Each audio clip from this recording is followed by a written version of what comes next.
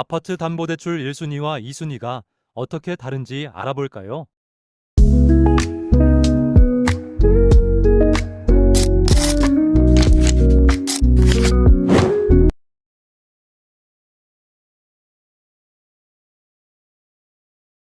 손실 가능성이 좀 적지만 2순위의 안전성은 1순위가 매월 원금과 이자가 상환이 되니까 2순위 안전성이 있고, 또 하나는 약정금리 플러스 3%이기 때문에 1순위가 과거에 15% 연체이자를 배당받았지만 지금은 7%, 7.5밖에 배당을 못 받으니까 후순위가 안전한 거죠. 자, 수익성도 높여서 1순위도 높고 2순위도 높은 편이죠. 근데 2순위가 더 높죠. 왜냐하면 위험 가중치가 있기 때문에 은행에서는 앞서 첫 시간에 토지담보대출 금리와 아파트 대출 금리가 달라요. 왜? 토지담보대출은 매각가율이 60에서 65 정도가 된다고 하면은 위험부담이 있기 때문에 은행에서 대출 금리를 높은 거예요. 이게. 자, 수익성 부분은 여러분이 1순위도 높고 2순위도 높지만은 어떤 거를 선택할지는 여러분이 다르다. 단지 2순위 같은 경우는 금리가 더 높다. 황금성은 1순위가 높고 2순위가 낮아요. 왜 그럴까요?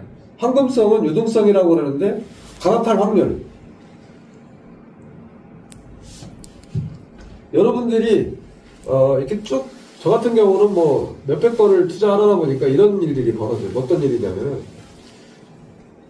어떤 분은 굳이 18%, 19%만 고수하는 경우가 있어요. 1순위임에도 불구하고. 하지만 여러분들이 1순위를 투자할 때는 17%로 투자하는 게 더 유리해요. 왜? 왜 그럴까요? 18%, 19%보다는 19% 투자할 때는 1% 중도상환수수료 받는데 17%일 때는 중도상환수수료가 3%잖아요.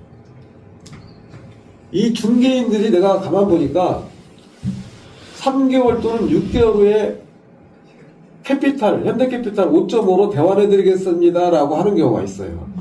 그럼 6개월 이내에 갈아탄단 말이에요. 1순위는. 2순위는 갈아타지 못해요. 2순위는.